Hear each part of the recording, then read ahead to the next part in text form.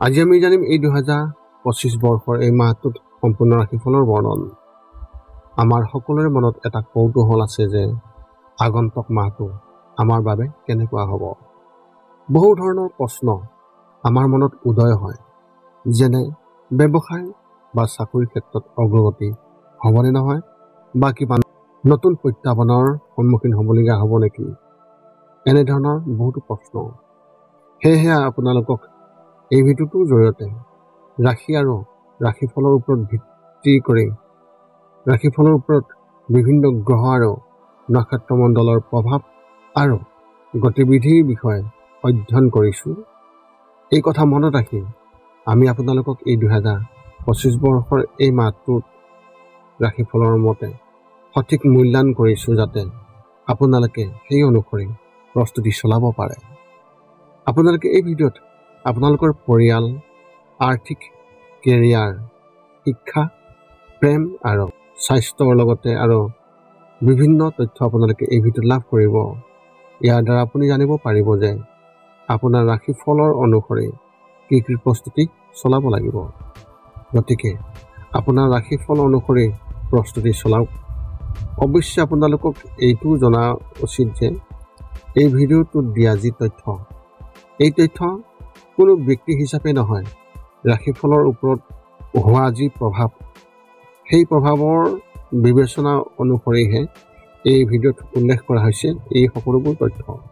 গতিকে এনেদৰে আপুনি আপোনাৰ জীৱনত ঘটিব পৰা সকলো কথাৰ তথ্য লাভ কৰক। গতিকে কোনো পলম নকৰাকৈ এতিয়া আমি এই 2025 বৰ্ষৰ এই মাহটোত যি ৰাশিফলৰ বৰ্ণন, সেই ৰাশিফলৰ বৰ্ণন আপোনালোকক আগবঢ়াবলৈ আগবাঢ়িছোঁ। মীন ৰাশিৰ ব্যক্তিসকলৰ বাবে এই 2025 বৰ্ষৰ জুলাই মাহটোত কেনেধৰণৰ ধনাত্মক ফলাফল লাভ কৰিব তাৰে বৰ্ণন। এইবাৰ মীন ৰাশিৰ ব্যক্তিসকলৰ বাবে অতি শুভ আৰু ইতিবাচক হ'ব, কিন্তু সময়ৰ বাবে চলি থকা সমস্যাবোৰ তাৰ পৰা আপুনি সাৱধান হ'ব, যিয়ে আপোনাক বহুত সকাহ দিব।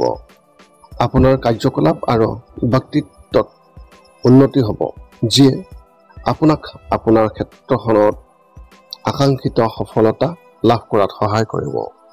সামাজিক আৰু ৰাজনৈতিক ক্ষেত্ৰখনত আপোনাৰ আধিপত্য বৃদ্ধি পাব, যিয়ে আপোনাক সমাজত সন্মান আৰু প্ৰতিপত্তি দিব। ইয়াৰ বাহিৰেও আপুনি আপোনাৰ সন্তানৰ কেৰিয়াৰৰ সমস্যা সমাধানৰ সুযোগ পাব, যিয়ে আপোনাক আপোনাৰ সন্তানৰ ভৱিষ্যত সুৰক্ষিত কৰাত সহায় কৰিব। ধৰ্মীয় কাম কাজত সময় কটোৱাৰ দ্বাৰা আপুনি মানসিক শান্তি আৰু আধ্যাত্মিক শক্তি লাভ কৰিব।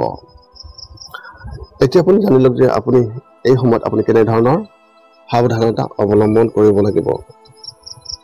মীন ৰাশি ব্যক্তিসকলৰ বাবে এই সময় উত্থান পতনেৰে ভৰি থাকিব পাৰে, য'ত বহু প্ৰত্যাহ্বানৰ সন্মুখীন হ'ব পাৰে। ব্যক্তিগত সম্পৰ্কত প্ৰসাধন সামগ্ৰীৰ সৃষ্টি হ'ব পাৰে, যিয়ে আপোনাৰ সম্পৰ্কত এটা বিভাজনৰ সৃষ্টি কৰিব পাৰে। সেয়েহে আপোনাৰ সম্পৰ্কত সংবেদনশীলতা আৰু বুজাবুজি পৰিৱৰ্তন কৰাটো অতি প্ৰয়োজনীয়। ইয়াৰ বাহিৰেও আপুনি চিন্তা কৰি আপোনাৰ আৰ্থিক সিদ্ধান্ত ল'ব লাগিব, কাৰণ অপচয়কাৰী কামত ধন খৰচ কৰাৰ সম্ভাৱনা আছে। আপুনি হয়তো মাটি বা বাহন ক্ৰয়ৰ বাবে এটা ডাঙৰ ঋণ ল'বলগীয়া হ'ব পাৰে। গতিকে আপুনি বজাৰ কৰাৰ পৰিকল্পনা কেৱল আপোনাৰ আৰ্থিক অৱস্থাৰ কথা মনত ৰাখি কৰক।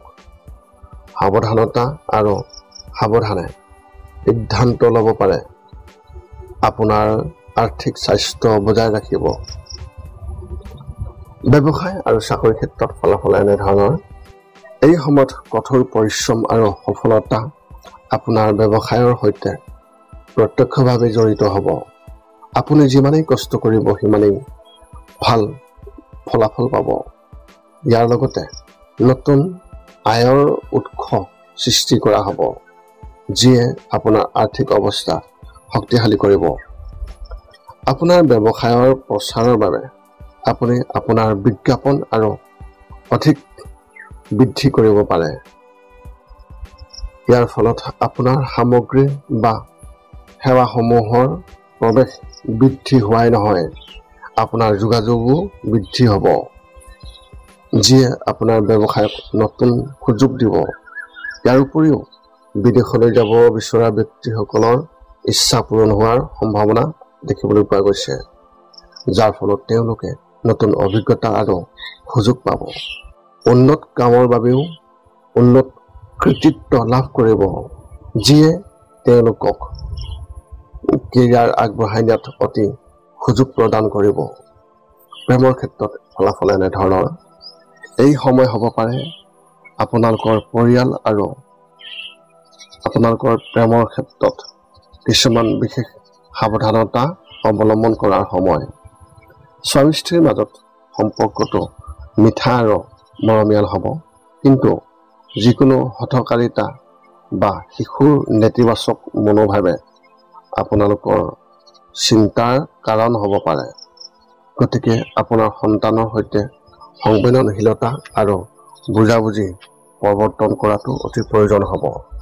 ইয়াৰ বাহিৰেও প্ৰেমৰ সম্পৰ্কত ঘনিষ্ঠতা বৃদ্ধি কৰক, কাৰণ খৰখেদাকৈ লোৱা সিদ্ধান্তই আপোনাৰ সম্পৰ্কবোৰ নষ্ট কৰিব পাৰে। আপোনাৰ সম্পৰ্কত আত্মবিশ্বাস আৰু বুজাবুজি বৃদ্ধি কৰিবলৈ আপোনাৰ প্ৰেমিক বা প্ৰেমিকা বা আপোনাৰ বিশেষ মানুহখিনিৰ সৈতেও মুকলিকৈ আৰু সৎভাৱে কথা পাতক। স্বাস্থ্যৰ ক্ষেত্ৰত এনেধৰণৰ। এই সময় হ'ব পাৰে মীন ৰাশি ব্যক্তিসকলৰ বাবে নিজৰ আত্মবিশ্বাস আৰু আত্মশক্তি বজাই ৰখাৰ সময়। কেতিয়াবা আত্মশক্তিৰ অভাৱৰ বাবে আপোনাৰ আত্মবিশ্বাস লৰচৰ কৰিব পাৰে, যিয়ে আপোনাৰ মানসিক আৰু শাৰীৰিক স্বাস্থ্যৰ ওপৰত বিশেষভাৱে প্ৰভাৱ পেলাব। গতিকে নিজৰ আত্মবিশ্বাস বজাই ৰাখিবলৈ আত্মবিশ্বাসৰ কাম কাজত যোগদান কৰক। ইয়াৰ উপৰিও মানসিক স্থিতিশীলতাৰ বাবে ধ্যান কৰাৰ কাৰণ ই আপোনাৰ মনটোক শান্ত আৰু সুস্থিৰ কৰি ৰখাত সহায় কৰিব। নিয়মীয়া ধ্যানৰ নাই আপোনাৰ আত্মবিশ্বাস বৃদ্ধি কৰিব আৰু আপুনি আপোনাৰ জীৱনৰ প্ৰত্যাহ্বানৰ সন্মুখীন হ'বলৈ অধিক সক্ষম হ'ব। এতিয়া আপুনি জানি লওক, এই 2025 বৰ্ষৰ জুলাই মাহটোত আপুনি কেনেধৰণৰ প্ৰতিকাৰ অৱলম্বন কৰিব তাৰ এই তথ্য। আত্মবিশ্বাসী কাৰ্যকলাপ বজাই ৰাখক। আপোনাৰ মনৰ স্থিৰতাৰ বাবে নিয়মীয়া ধ্যান কৰক। পৰিয়াল আৰু প্ৰেমৰ সম্পৰ্কত সংবেদনশীলতা আৰু বুজাবুজিৰ প্ৰৱৰ্তন কৰক। শিশুৰ সৈতে মুকলিকৈ আৰু সৎভাৱে যোগাযোগ কৰক। ব্যৱসায়ত সিদ্ধান্ত আৰু চিন্তাধাৰণা সঠিকভাৱে লওক।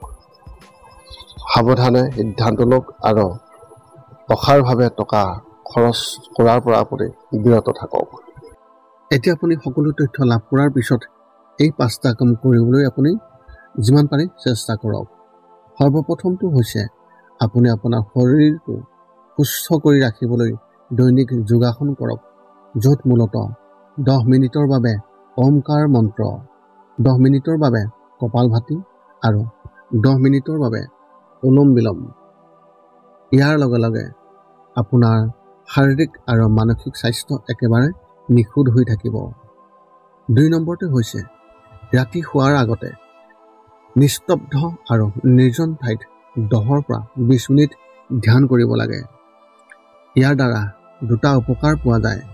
এটা হ'ল আপুনি ভাল টোপনি পাব আৰু দ্বিতীয়টো হৈছে পিছদিনা আপুনি সতেজ অনুভৱ কৰিব। ধ্যান কৰি থাকোঁতে মধ্যমীয়া শব্দৰ শান্ত সংগীতো আপুনি শুনিব পাৰে। 3 নম্বৰটো হৈছে প্ৰতি মংগলবাৰে পুৱা নিশ্চয় হনুমান চালিচা পাঠ কৰক আৰু হনুমান মন্দিৰ দৰ্শন কৰক, নতুবা আপুনি বিষ্ণু মন্দিৰ দৰ্শন কৰক। ইয়াৰ দ্বাৰা আপোনাৰ আৰু আপোনাৰ পৰিয়ালৰ যিকোনো সদস্যৰ সংকট দূৰ হ'ব আৰু সদায় সুখ আৰু শান্তি থাকিব। 4 নম্বৰটো হৈছে ঘৰৰ বাহিৰত গৰু আৰু কুকুৰক প্ৰতিদিনে আপুনি পাৰিলে খাদ্য খুৱাব লাগে। খাদ্য খোৱাওক আৰু যদি পাৰে চৰাই চিৰিকটি আদিকো খাদ্য আৰু পানীৰ যোগান ধৰক। এই পৃথিৱীখন যিমান আমাৰ সিমানেই সিহঁতৰ। নিতৌ ইহঁতক খুৱাই আমি তেওঁলোকৰ পৰা এক আশীৰ্বাদ লাভ কৰিব পাৰোঁ আৰু আমাৰ ওপৰত থকা গ্ৰহবোৰৰ কুপ্ৰভাৱ দূৰ হ'ব। সদশেষত 5 নম্বৰটো হৈছে আপুনি পাৰিলে মাজে মাজে চৌপাশৰ দুখীয়া ব্যক্তিসকলক আপুনি পাৰিলে সহায় কৰক আৰু ভোকাতুৰ ব্যক্তিসকলক আপুনি পাৰিলে খুৱাবলৈ চেষ্টা কৰক। যদি আপোনাৰ মনত এতিয়াও যদি সম্বন্ধীয় কিবা প্ৰশ্ন আছে তেন্তে আপুনি আমাক এই ভিডিঅ'ৰ তলত কমেণ্ট কৰি আপোনাৰ প্ৰশ্ন অৱগত কৰক আৰু আমি আপোনালোকক সেই প্ৰশ্নৰ উত্তৰ দিবলৈ আমি সকলো সময়তে সাজু আছোঁ। যদি মোৰ ভিডিঅ'টো ভাল লাগিল তেন্তে লাইক শ্বেয়াৰ কমেণ্ট কৰিব, চেনেলটো ছাবস্ক্ৰাইব কৰি থ'ব যাতে পুনৰ অন্য এটা ভিডিঅ'ৰ জৰিয়তে আপোনাৰ লগত সম্পৰ্ক ৰাখিব পাৰোঁ। পুনৰ লগ পাম অন্য এটা ভিডিঅ'ত। আজিলৈ ধন্যবাদ।